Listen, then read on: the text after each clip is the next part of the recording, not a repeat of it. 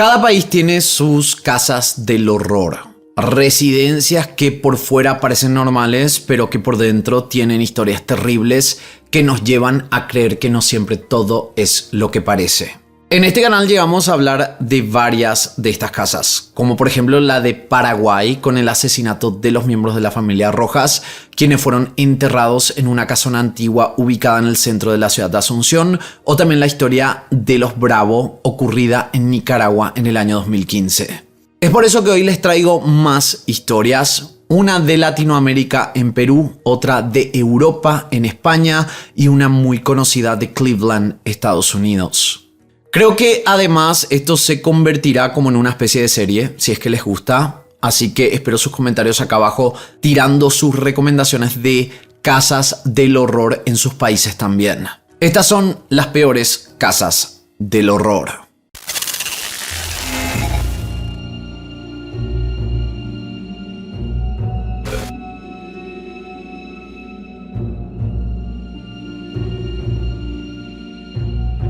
En febrero del año 2021, muchos amigos y familiares de Lucy, incluyendo sus hijos, estaban intentando ponerse en contacto con ella. Respondía mensajes, pero cada vez que alguien la llamaba, ella no atendía el teléfono. Por un mes nadie la había visto y así como mencioné, el único contacto era a través de mensajes de texto. Para marzo de 2021, sus hijos reportaron el hecho a la policía. Ellos sabían que algo más había pasado. Además, los hijos mencionaron que Lucy estaba pasando por un divorcio, pero que su esposo estaba en contra de la separación. Víctor Ricardo Mauri Ibarra y su esposa Lucy Melgarejo Osorio se habían casado a finales de los 90 y tuvieron 2 hijos. Por más de 2 décadas, esta pareja tuvo una vida normal. Recién en los últimos años la relación empezó a quebrarse, hasta llegar a inicios del año 2021, que fue cuando todo empezó a empeorar. En varias ocasiones Lucy le había pedido el divorcio, pero Víctor no quería aceptar que la relación había terminado. Durante ese tiempo seguían viviendo juntos, Lucy intentando terminar las cosas y Víctor tratando de mantener la relación que obviamente ya no tenía futuro. Cuando la policía recibió el reporte de los hijos, empezaron a investigar. Aparte de entrevistar a los hijos, cuestionaron al esposo, a vecinos y a cercanos de la familia. Efectivamente, Lucy no estaba en ningún lado. Nadie la había visto en el último mes, pero llamaba la atención que justo había desaparecido cuando los papeles del divorcio estaban por presentarse. El teléfono de Lucy tampoco estaba en su casa, entonces las autoridades se pusieron en contacto con la empresa telefónica que usaba la mujer. Ellos habían solicitado la data de este celular, incluyendo las señales que el teléfono había generado en los últimos días. Ustedes saben que esta señal no es exacta. Lo que hace es dar una ubicación aproximada según la torre telefónica que haya estado en contacto con el teléfono. El análisis del GPS solo se podía hacer con el teléfono o si los familiares tenían acceso a una cuenta de esta mujer, que podía ser una cuenta de correo o una cuenta de Google Maps, pero obviamente ellos no tenían acceso a esto. Cuando llegaron los reportes, se veía que el teléfono se había conectado a varias torres. La mayoría eran de una torre cercana a la residencia de la pareja, mientras que habían señales constantes en una torre ubicada en una zona de la ciudad de Surco. Si Lucy seguía viva, podría haber sido que estaba yendo a la casa de alguien en ese barrio en particular.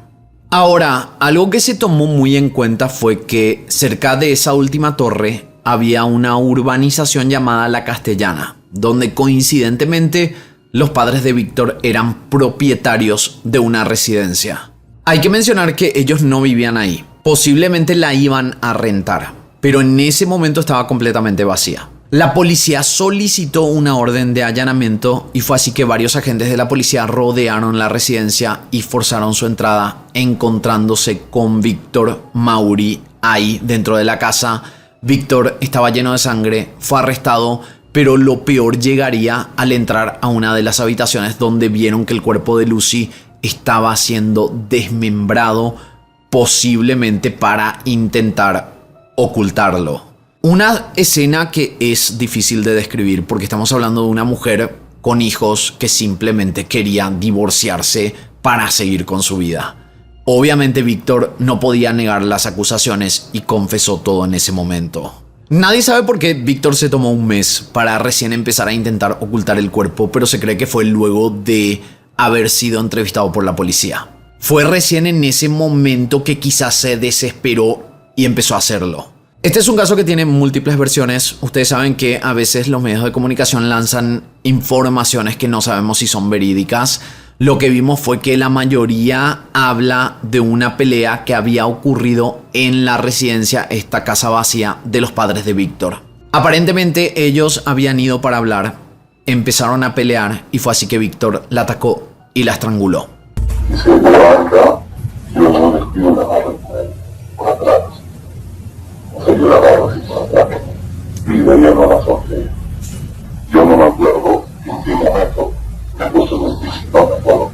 Víctor, en ese momento, después de matarla, habría llevado el teléfono para responder los mensajes de texto, mientras que quizás estaba pensando qué hacer con el cuerpo.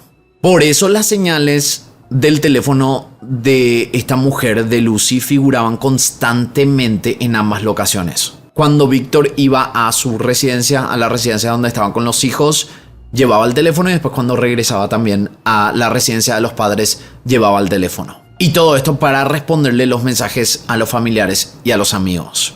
Algunas versiones dicen que Víctor convenció a Lucy a ir a la casa de sus padres diciendo que su madre se encontraba enferma y quería que la acompañara para ver cómo se encontraba ella. Otras fuentes dicen que Víctor y Lucy se fueron de compras, ya eran exparejas, pero como seguían viviendo juntos, mantenían rutinas compartidas. Según esta versión, Víctor se había enterado que Lucy estaba intentando rehacer su vida y ya tenía una nueva pareja. Esta habría sido la motivación del crimen. Lo que se encontró con la investigación fue terrorífico. En la residencia había un congelador enorme que Víctor había comprado recientemente. En ese congelador Víctor puso el cuerpo de Lucy para que no entrara en proceso de descomposición y así no alertara a los vecinos si es que el cuerpo empezaba a oler. Aparte, en el historial del teléfono del hombre se encontraron búsquedas en Google y YouTube de cómo deshacerse de un cuerpo, lo que comprobaba que Víctor no supo por semanas qué hacer con el cadáver de su esposa. Una de las búsquedas incluso era de cómo descuartizar un cuerpo en pedazos y en otra sobre si el desagüe sería un buen lugar para esconder un cadáver. En total se contaron 33 días desde la primera búsqueda dentro del teléfono de Víctor, que además encajaba con la línea de tiempo de cuando Lucy había sido vista por última vez.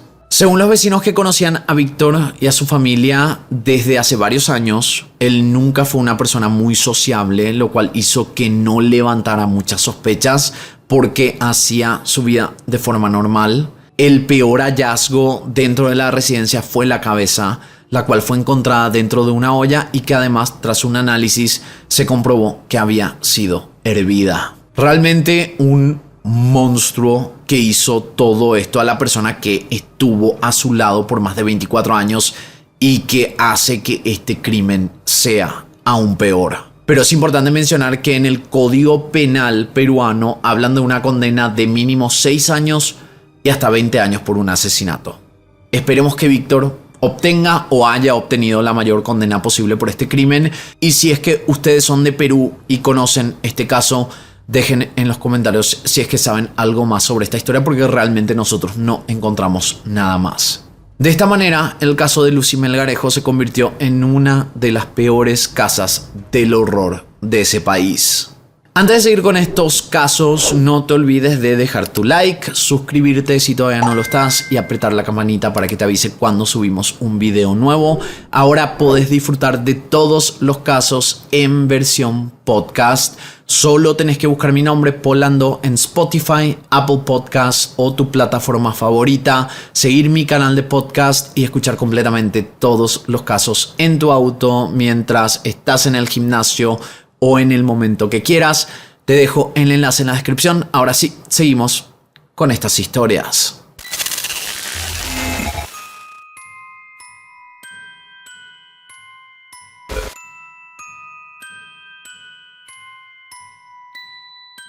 Alberto Ferrer Vila, o Albert, para sus más cercanos, fue un peluquero muy prestigioso y querido quien se había ganado el cariño de sus clientes y amigos. Él no solo era increíblemente carismático, sino que también era un apasionado por su trabajo.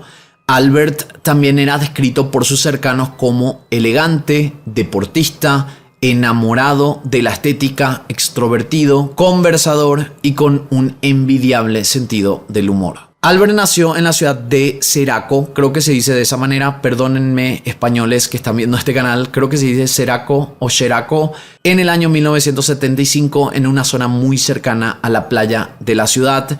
Tenía 4 hermanos y estudió en el único colegio público del municipio. Ya desde temprana edad, Albert dedicó parte de su tiempo trabajando en la recolección de naranjas, pero poco tiempo después decidió orientar su formación a lo que era su verdadera pasión, la peluquería. Según el relato de sus conocidos, Albert abrió su primera peluquería en su ciudad natal. Luego se mudaría a Madrid para trabajar en una peluquería de la zona céntrica madrileña, en la calle San Vicente. Su plan era ahorrar y abrir su propio local en otra ciudad, y esto le tomaría en total 3 años, que fue cuando él ahorró y en el 2014 abrió un local en la calle Huesca, en la ciudad de Valencia. El nombre de la empresa también llamaba la atención. Él le había puesto Tu Peluquería, algo que pensó como una manera de demostrar a sus clientes que ellos no eran simplemente clientes, sino que el lugar estaba diseñado y pensado para todos. No pasó demasiado tiempo para que el reconocimiento le llegara a Albert. Su trabajo era tan bueno que su lista de clientes empezó a crecer por las recomendaciones del boca en boca. Obviamente con el éxito llegó el dinero, lo que hizo que Albert pudiera comprar su propio departamento en la ciudad de Valencia. Aparte, hacía viajes a su ciudad natal para visitar a sus amigos y familiares que estaban contentos con todo lo que Albert había logrado. Ahora nos vamos hasta septiembre del año 2017. En esa fecha, Albert conoció a un hombre a través de una aplicación en el teléfono. El encuentro iba a ser en el departamento de esta persona. Cuando la investigación avanzó, se descubrió que este perfil estaba asociado a un hombre llamado Pierre Danilo Laranquent, de nacionalidad sueca, nacido en el año 1981. Además tenía ascendencia argentina. Ya desde muy joven, este hombre empezó a involucrarse en el tráfico de sustancias ilegales, lo que derivó a que lo condenaran en el año 2003 a 14 años de prisión por este delito. Durante su estadía en la cárcel de alta seguridad, Pierre se hizo muy amigo de un presidiario con quien compartían la afición por la escritura. Este hombre era Richard Nilsson, que además era un hombre conocido en Suecia porque había asesinado a 3 personas luego de robarle sus pertenencias. Según la investigación, Pierre y Richard se consideraban mejores amigos. Durante este periodo, cuando Pierre cumplía su condena, con ayuda de Richard, escribieron varias novelas. Una de ellas era Hombres sin piedad en el año 2012, el otro era Con la muerte por sombra en el 2013, y había otra que se llamaba Cuando la injusticia gana en el año 2016. Gracias a este trabajo como escritor, tuvo la oportunidad de rehacer prácticamente su vida, inclusive cuando estaba en prisión. Él ya tuvo la oportunidad de publicar artículos en distintos medios y también llegó a trabajar como experto SEO en publicaciones digitales. Cuando Pierre cumplió su condena en el año 2017, decidió mudarse a España, un lugar donde pudiera volver a empezar su vida, donde nadie lo conocería y donde podría pasar desapercibido. De esa forma se mudó al barrio de Ruzafa, en Valencia, España. En este barrio vivían muchos extranjeros, entonces era fácil para él tener un perfil bajo, lo cual era justamente lo que él estaba buscando y lo que necesitaba. Según las declaraciones de Richard, su mejor amigo, Pierre padecía de bipolaridad y era enfermo mental. Richard fue la última persona con la que Pierre habló antes de acabar con la vida de Albert. Ahora, la justificación que dio Richard sobre el asesinato que cometió su amigo era una justificación bastante patética y además lo hace ver también como un psicópata. Él dijo que Pierre no tenía maldad en sus actos, que simplemente estaba enfermo. Y esto obviamente no es sorpresa, estamos hablando de un hombre que había ido a prisión por matar a 3 personas. Según las investigaciones policíacas, Albert y Pierre habían quedado en tener una cita en la residencia de Pierre el domingo 10 de septiembre del año 2017. Testigos aseguraron que habían visto a los dos hombres entrando a la residencia en Ruzafa. Una vez dentro, Pierre asesinó a puñaladas y desmembró a Albert. Según las declaraciones de los vecinos, nadie escuchó nada. Fue un asesinato silencioso, pero no fue limpio. Uno de los vecinos comentó que empezó a tener unas goteras de un color rosado, que posiblemente era la sangre de la víctima, ya que aparentemente Pierre había rematado a Albert dentro de la bañera de su casa. Al día siguiente se sabe que llamó a su amigo Ricard. Cuando las autoridades le cuestionaron sobre esta llamada, Ricard decidió no hablar sobre la conversación, lo que hizo que la policía solo tuviera el registro pero no el contenido de esta llamada. Los testigos luego mencionaron que vieron a Pierre saliendo de su casa con una maleta de grandes dimensiones donde se encontraba el torso de Albert. Caminó 400 metros de su casa hasta llegar a un contenedor de basuras que se encontraba en la avenida París y Valero y abandonó la maleta en ese lugar. No pasaron muchas horas hasta que un vecino de la zona alertó a las autoridades sobre la maleta. Al día siguiente, el martes, la policía pudo dar rápidamente con la residencia de Pierre, principalmente porque él había dejado un camino de restos de sangre que llevaban desde el contenedor hasta la puerta de su casa. Un subinspector de la brigada de homicidios, junto a otros agentes, fueron los primeros en llegar al edificio de Pierre, luego de haber encontrado todas estas evidencias. Ellos comentaron que cuando estaban subiendo las escaleras, vieron que Pierre estaba bajando con 2 bolsas con ropas recién lavadas y documentos. Cuando le pidieron que se detuviera, Pierre sacó un cuchillo enorme y le dio una estocada al subinspector, lo que hizo que los otros agentes abrieran fuego y lo que llevó a que Pierre perdiera la vida en la escena. Lamentablemente, el subinspector llamado Blas no se salvó de este ataque, lo que hizo que este caso tuviera 3 personas sin vida, siendo 2 de ellas víctimas. Luego se descubrió que los documentos que Pierre tenía en la mano eran de Albert. Además, las bolsas tenían prendas de la víctima que habían sido lavadas y que al parecer Pierre las estaba llevando en ese momento para tirarlas a la basura. Obviamente, con la muerte de Pierre, el caso se cerró y nunca se pudo demostrar una motivación. Podría haber sido el tema de problemas mentales o quizás era un asesino que ya había hecho esto anteriormente. Tampoco se pudo comprobar si su amigo Ricard lo ayudó a deshacerse del cuerpo dándole consejos cuando se realizó esta llamada que habíamos comentado. Lo que sí sabemos es que se perdieron 2 vidas inocentes y que el caso escandalizó a la ciudad de Valencia, además de haber convertido al edificio donde estaba el departamento en una ubicación temida por los vecinos y futuros inquilinos, dándole el nombre del departamento del horror de Valencia.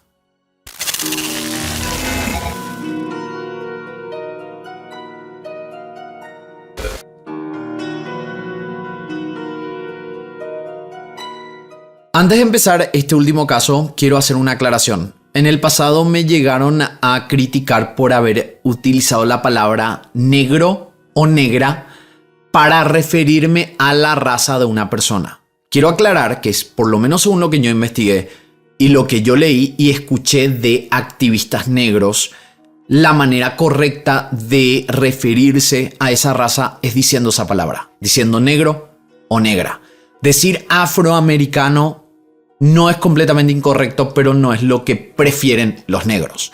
Así que yo cada vez que utilizo eso, yo lo digo porque me criticaron en el pasado, quería hacer esa aclaración. Igual les leo acá en los comentarios, si ustedes son negros o negras, díganme cómo les parece a ustedes que hay que referirse a la raza.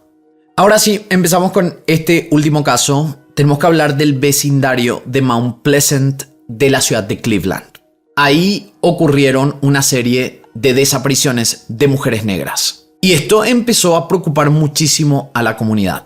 Estas eran desapariciones extrañas y en las noticias contaban constantemente sobre las historias de estas mujeres de entre 25 a 53 años de edad ocurridas en un lapso de mayo de 2007 a septiembre de 2009. En total se habían contado 11 mujeres con paradero completamente desconocido. La policía sabía que todos los casos estaban enlazados, no solo porque había un patrón con el color de piel de las víctimas, sino que también todas estaban en situación de calle, muchas de ellas con adicciones, trabajando, vendiendo sus cuerpos y de escasos recursos. La primera víctima fue Crystal Dozier.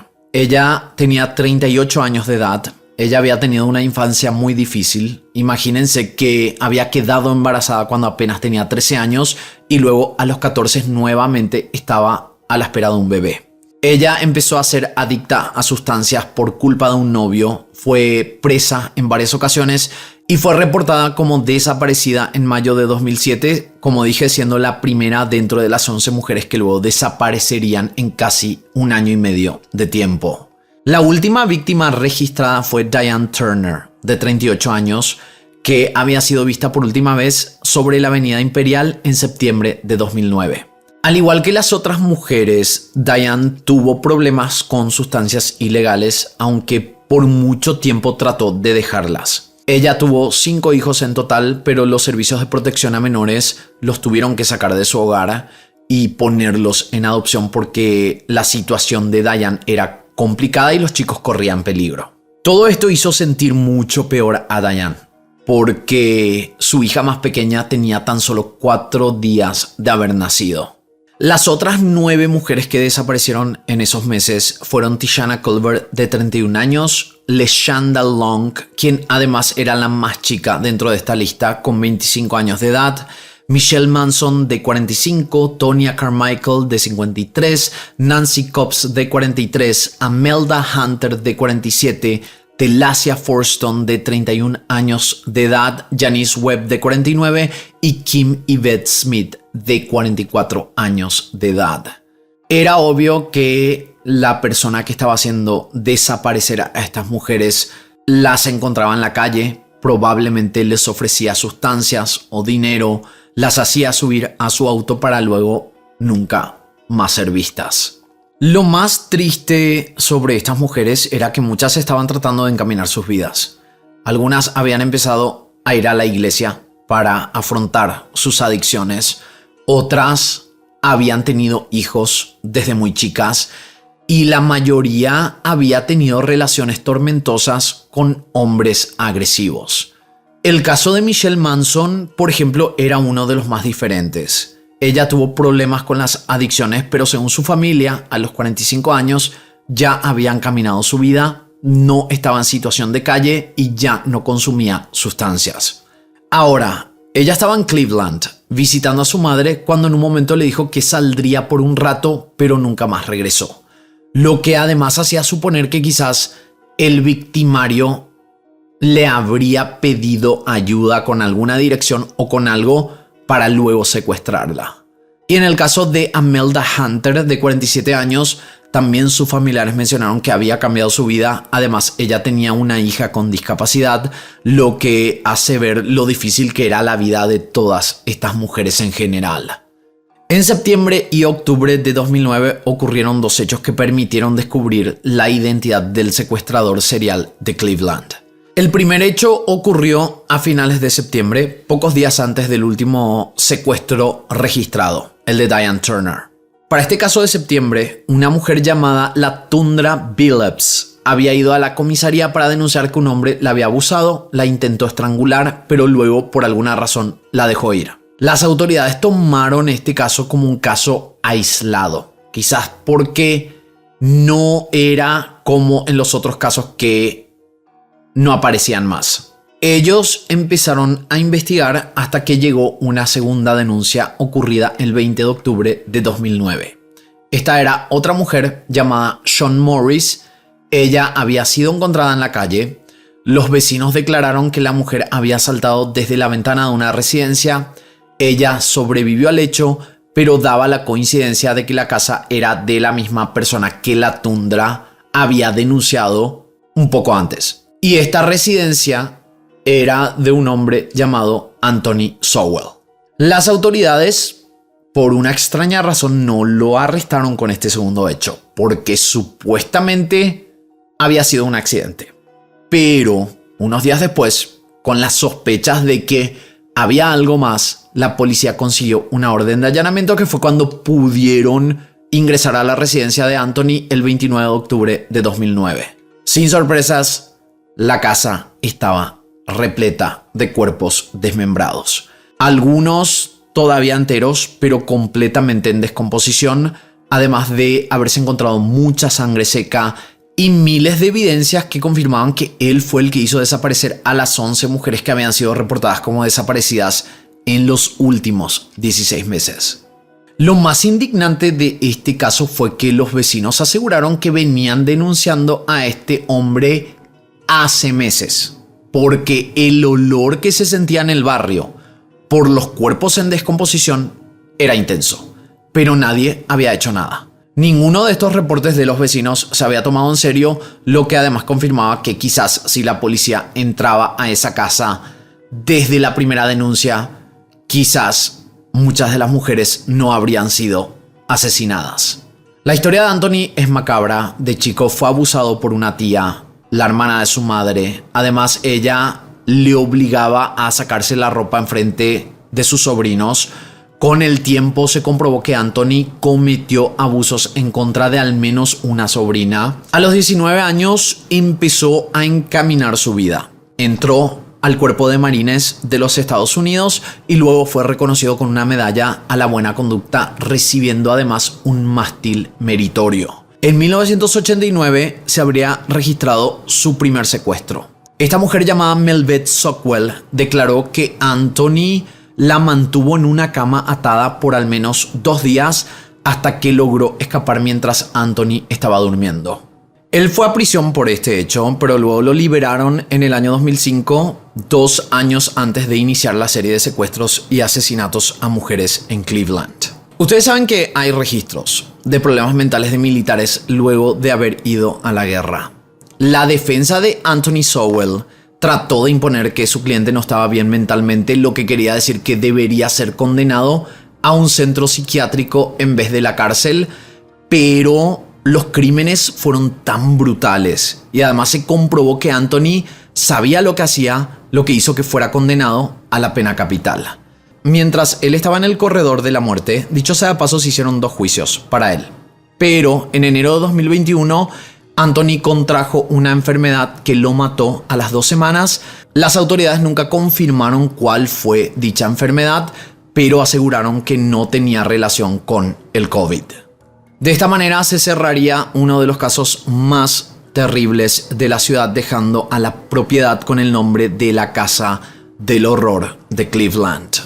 Hasta aquí los casos del día de hoy. Espero sus comentarios acá abajo y de esta manera nosotros nos encontraremos en la próxima historia.